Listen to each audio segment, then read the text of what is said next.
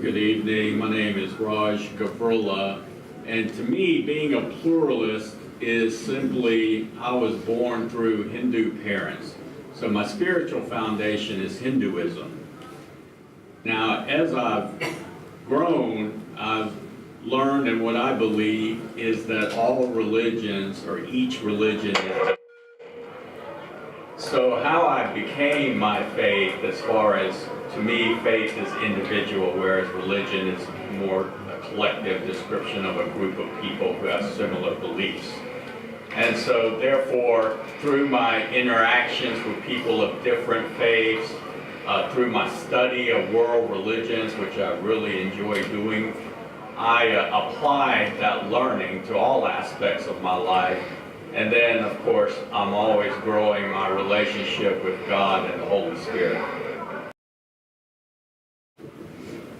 For me, working to bring peace, first and foremost, one of the things that I'm always challenged to understand is God gave me a growing family, faith, culture, and identity. And so from there, I see a lot happening in our society where families, people are estranged from their parents or their brothers and sisters, and that's just a very unusual concept or occurrence for me to relate to, because that's like number one for me is family and being a humanitarian first. And so the next thing would be that we need to see life as sacred. And I talked with a former police officer, a friend of mine. He said, there's young people out there, Raj, that if you give them enough money, they have no problem with going and killing somebody or doing violence.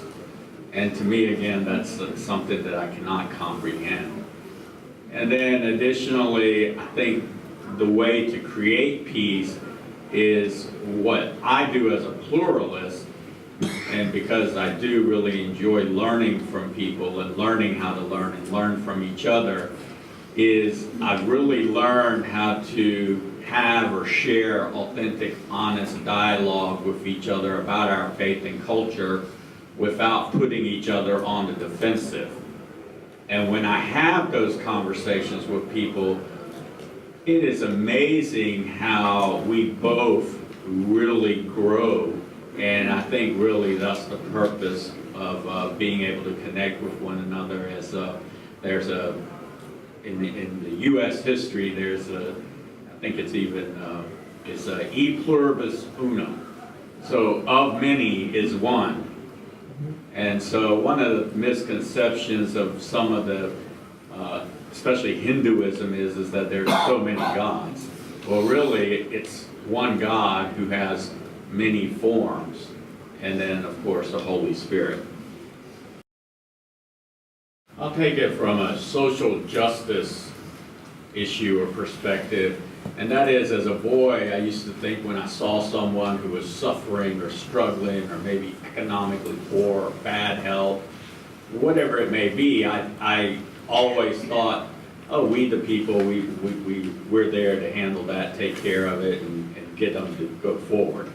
And as an adult, as I've gotten to actually advocate for people, my belief is we don't do enough. And it's a disbelief, or for a long time as an adult, I felt like, somebody's got to be doing something about that. So it just made me feel good.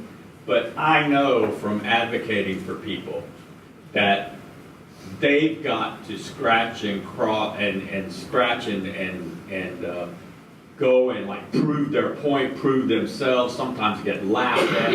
It's just ridiculous. And so I've been thinking about this for quite some time. And one of the things is that we're a society that is so quick to punish, but yet so slow to reward. And we need to reverse that. So a proposal that I'm proposing is that, for example, right now, we have people, we the people, could put in, and I know this would need to be debated and discussed, and I understand it's very, it has a lot to go through before it could even happen. But for example, right now we have a drug problem, right? So we have a drug problem. That drug problem, a lot of the reason that we have that drug problem is because people cannot make a living, okay? So they make a living selling drugs, okay? Then we also have a violence problem, and a lot of that stems from the drugs, okay? Somebody didn't give them the money that they wanted, and somebody pulled out the gun and shot somebody.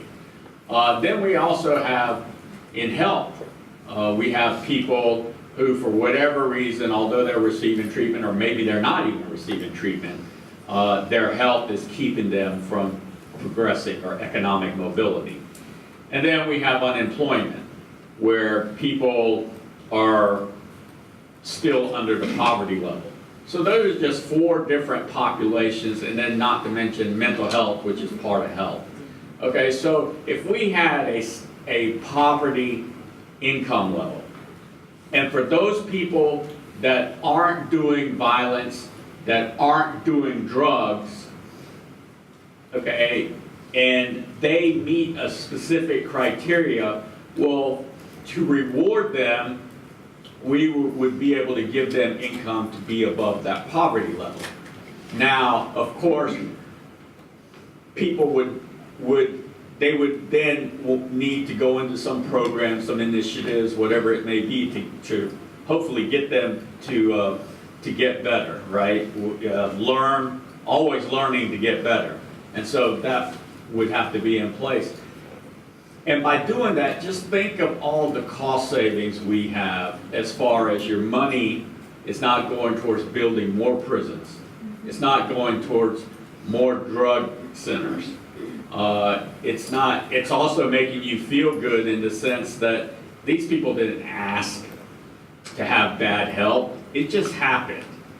And yet they're economically poor because they can't go and get employment. And I just think that's the type of suffering that we today could alleviate if we had the right capital flow and capital distribution to create that economic mobility. And that's the kind of rewarding that we need to do, because as we do that, then all those other costs that we are going into and investing into to house punishment goes away. And then of course some people will, for whatever reason, will do drugs or will do violence.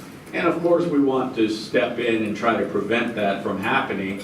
But even if it does happen, obviously we have a process or some procedures in place to make that happen. So that's just an overview. And I know there's a lot of issues there. And I do believe, though, that that would not take away from people's incentive to thrive. People want to live above the poverty level. I actually think it would actually take a lot of the expense away and put it towards good use so that people could actually thrive forward and actually gain economic mobility, therefore serving other people as well, because their tax dollars are not going towards those negative expenditures. Thank you. I think we have time for one more.